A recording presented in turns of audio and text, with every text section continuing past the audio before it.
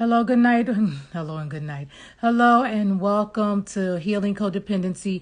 I'm Ramona Phillips, the Healthy Mind Strategist, helping hurting people grow past that trauma into authentic leadership, regardless of the area of expertise, because we have all been through trauma, some deeply distressing, disturbing experiences. So I'm talking a little bit about codependency tonight. Thursday night is dealing with the codependency, right? So one way we heal from codependency is, number one, begin to untangle ourselves from other people. Stop worrying so much about what other people think. Stop comparing ourselves to other people and things like that, right? Or giving away too much of our power to other people, right? Number two is owning our part, taking total responsibility for the way that we feel, think, and behave. Number three, getting to know yourself. It's important that we're getting to know ourselves. It's so important that we know who we are. And to tell you the truth, I didn't know who I was until I decided to get into some therapy over 25 years ago. And then I started that healing journey, which then I started to learn more about who I really was, right? Because we can get lost in the codependency. We get in these toxic relationships and then we lose ourselves, right? So then when I decided to get to some professional help or some therapy, then I began to gain my power back. Number four, loving yourself. Is so important that we're examining ourselves to make sure that we're loving ourselves, right? We don't want to just keep saying we're working on ourselves. I'm working on myself. It's a lifelong journey, if you ask me, right? It's a lifelong journey of just making sure that we are loving ourselves. And some days we feel better than other days. And we just have to be honest with ourselves about that, right? Because we go through tests, trials, and tribulations in life, okay? So anyway, I'm going to just be here real quick. And just share this information with you. And then I got to go, okay? So tonight we're going to talk about, staying open to our feelings. I'm going to address the importance of staying open to our feelings. Hey, Dr. E. Is that you, sweetie pie? Well, thanks for coming in, everybody that's coming in. Thanks for coming in. Those of you who watch the video later, thank you for coming in. And I pray that the video bless you, that you hear something that's important to you. So staying open to our feelings. When I decided to get into therapy or start my recovery journey, God showed me that I had been affected by the trauma from my past, seeing my mother in toxic relationships, and my father not being there, and so many times feeling like he had abandoned me, right? But my father was an alcoholic, so he didn't know how to be a dad. I don't think he just really knew how to be a dad, right? So many of us have suffered from loss. I lost my mother just 5 years ago. So we have all been through some form of trauma. But God is our healer. God is our deliverer, right? Just like he is our provider. God is our protector, right? And so many of us grew up not feeling safe, and then we would begin to act out trying to protect ourselves, right?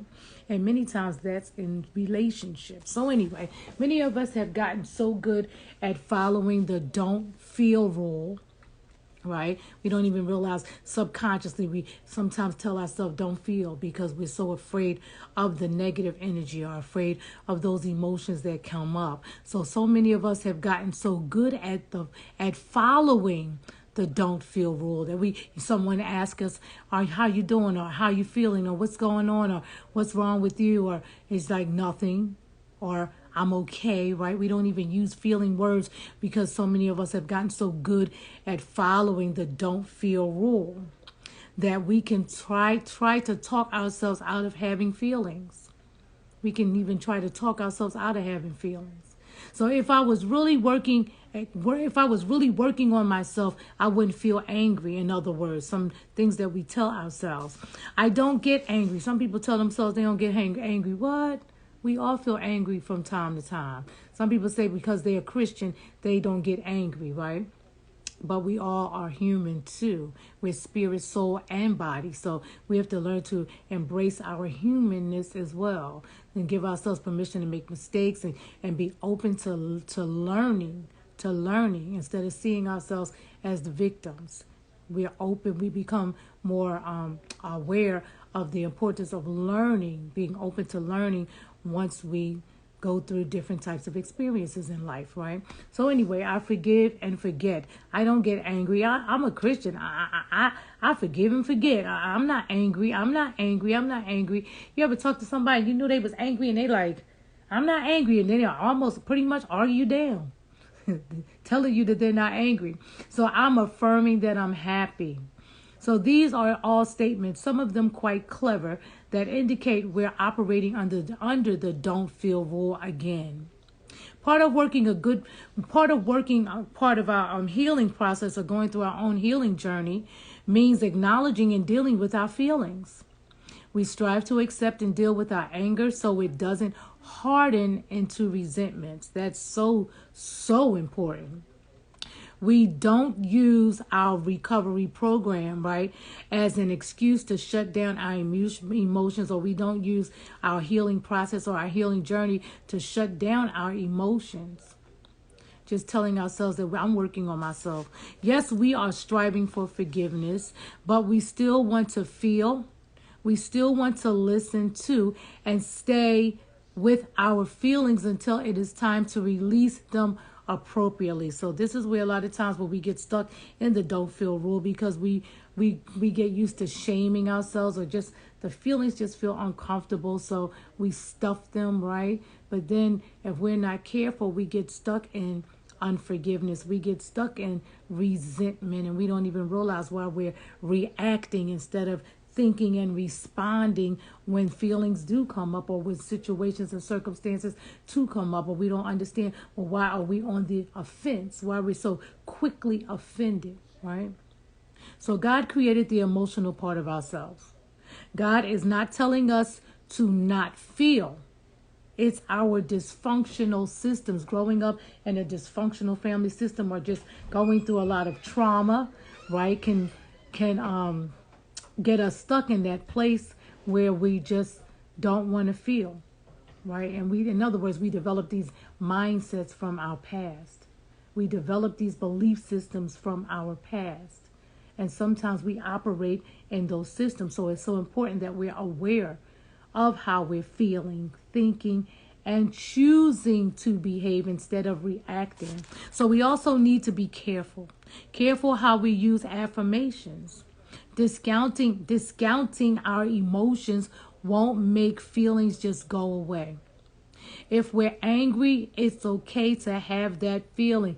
I'm angry. If we're angry, it's okay. I'm angry. And why am I angry? I'm angry because, okay, the whole world's not falling apart because we're angry. It's just some negative energy that we need to release. Now, we may need to have a difficult conversation. We may need to have a conversation with ourselves. We may need to talk to ourselves like, wait a minute, just calm down. It wasn't that deep. You're just not in a good place right now. You're being easily offended. Or that person is going through something or having a rough time right now. Sometimes people can be rude, crude, and indifferent on purpose, or sometimes they can be rude, crude, and indifferent and not even meaning to upset you. A lot of times it's other people's perspective, or how they're perceiving things, or they're thinking based on their experiences. And many times their reactions has nothing to do with us. So we also need to be careful how we use affirmations. Discounting our feelings won't make feelings go away, right? Because we can use affirmations, we can use scripture, which is great, but we still have to feel our feelings. We can sit there all day affirming and quoting scriptures, but we still got to feel those feelings, right? If we're angry, it's okay to have that feeling.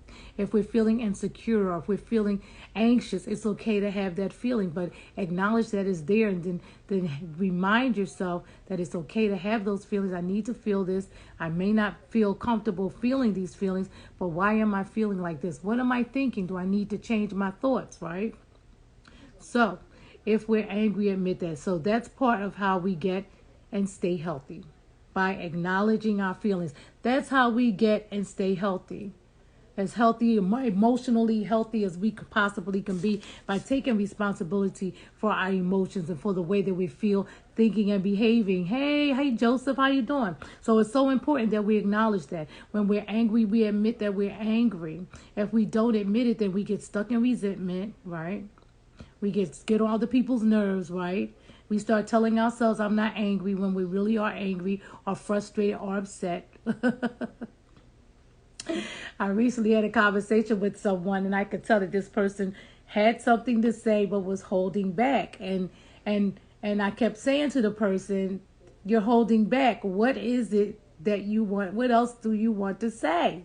And this person finally came out and said what he had to say. And I'm like, oh, okay. Now, thank God the person said what he had to say, because it was very good and very wise information, very wise advice, right? And I was grateful that the person said it. But I'm like, oh my gosh, we took forever to just come out and say that, okay? So it is okay for people to disagree, right? But the bottom line is we all have feelings, and we want to stay open to our feelings. And as I get it, it is not easy. I mean, I was diagnosed with anxiety and depression many years ago, so I always have to make sure that I'm acknowledging how I'm feeling, how I'm thinking, and how I'm behaving, but most of all, how I'm feeling when those feel. In other words, when that negative energy comes up, or something triggers that negative energy, I have to acknowledge it immediately so I can take responsibility for it.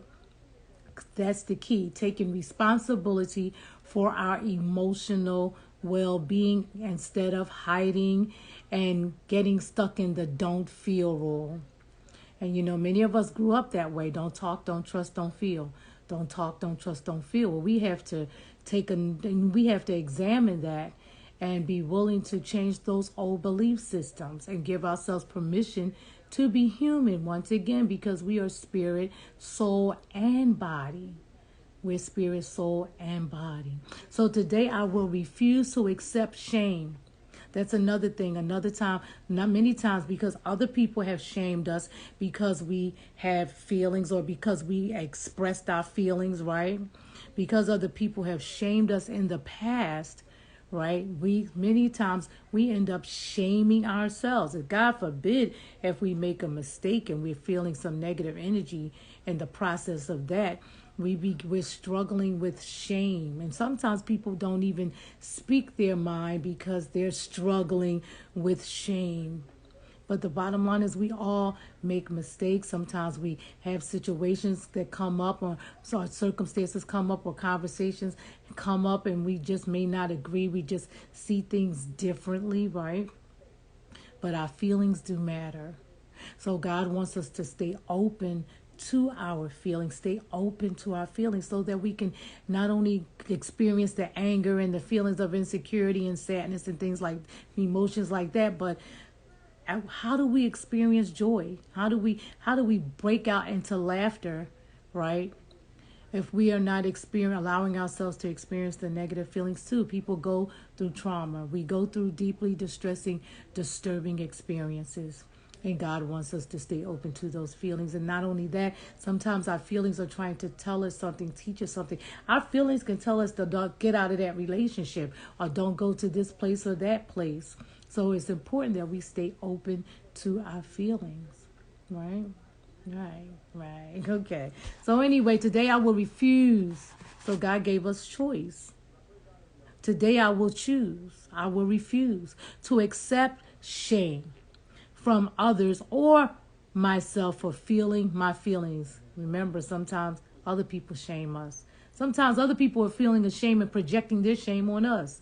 Right? But as we become more aware, and as we draw closer to God, and He draws closer to us, and He gives us more awareness about how we're feeling, about how we're thinking, how we're processing our feelings, how we're processing our thoughts, being in relationships. And God works a lot in relationships too.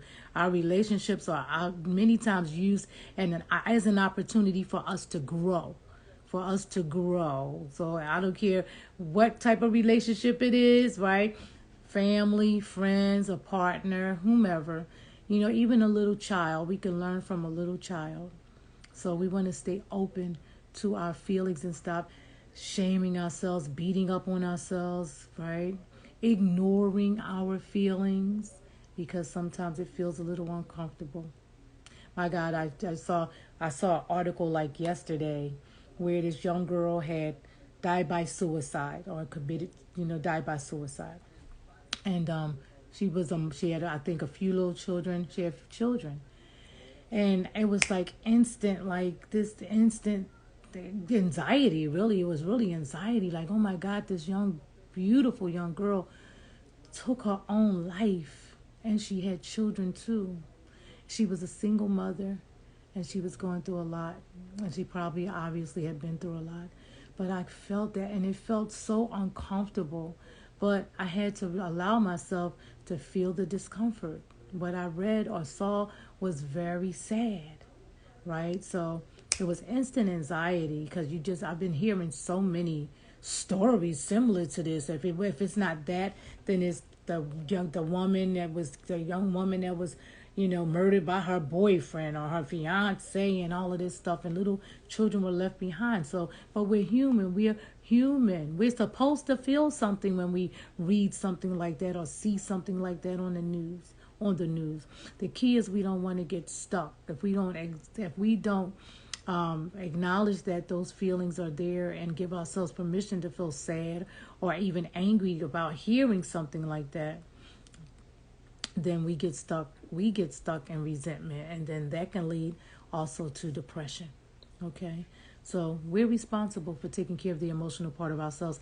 And there are times when we need to talk to someone, connect with someone, right? Get some words of encouragement, some words of wisdom, right? Right? And remember, go to God first. I think it's just so important to go to God first. Get honest with God.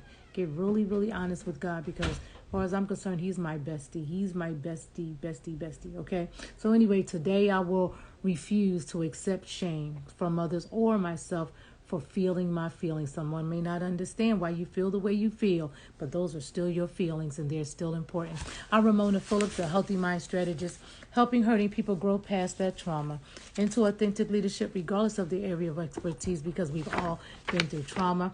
When I post this video, I'll put the link in there to my ebook. It's called From Codependency to Fearless and Free. From Codependency to Fearless and Free. There's some questions in there as well that can help you with any type of codependent behaviors or any codependent mindsets, okay? So God does not want us walking around in denial, all right? And He wants us to be honest. And remember that He does not condemn us. God does not condemn us. So He definitely does not want us condemning ourselves, okay? So if you want to send me an email at traumadefeated@gmail.com, traumadefeated@gmail.com, or you can go to my profile, go to my link. I'm not hard to find. Have an awesome night. Have an awesome day. And Happy New Year. Trust God, believe God for great things to come, okay? Trust God, walk by faith and not by sight. Walk by faith and not by sight. God made you some promises. Stand on it. I'll talk to you later. Good night and have a blessed day. And whenever you watch this video, thanks for joining. See you guys later. Bye-bye.